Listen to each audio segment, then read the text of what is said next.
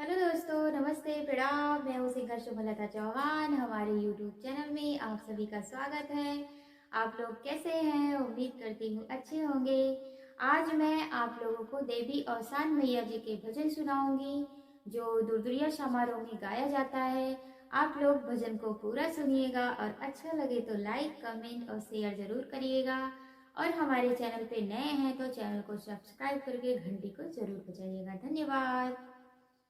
गावेली सुमन भजनिया हो देवी अवसान मैया जी, मांगेली अमर सुहगवा हो देवी अवसान मैया जी। गावेली सुमन भजनिया हो देवी अवसान मैया जी, मांगेली अमर सुहगवा हो देवी अवसान मैया जी। नाही दी हमाई हमके चंदिया या सोनावा, नाही दी हमाई हमके चंदिया या सोनावा।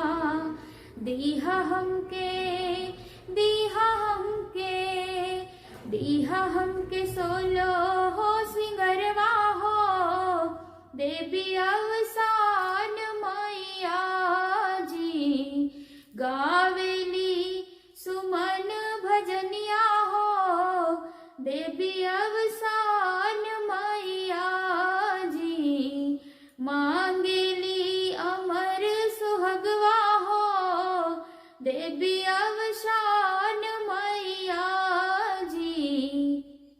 नाही दी हमाई हमके हम अभिमनावा, नाही दी हमाई हमके हम अभिमनावा।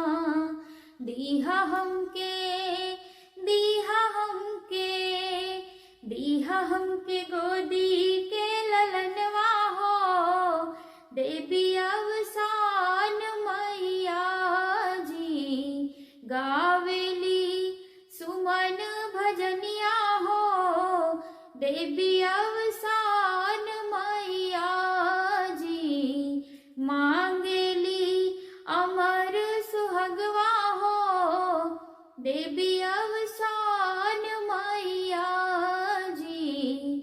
नाही दी हमाई हमके बंगला हवेलिया, नाही दी हमाई हमके बंगला हवेलिया।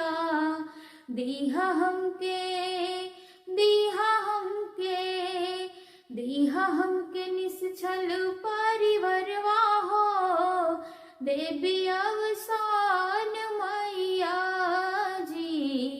गावेली सुमन भजनिया हो देवी अवसान मैया जी, मांगेली अमर सुहगवा हो देवी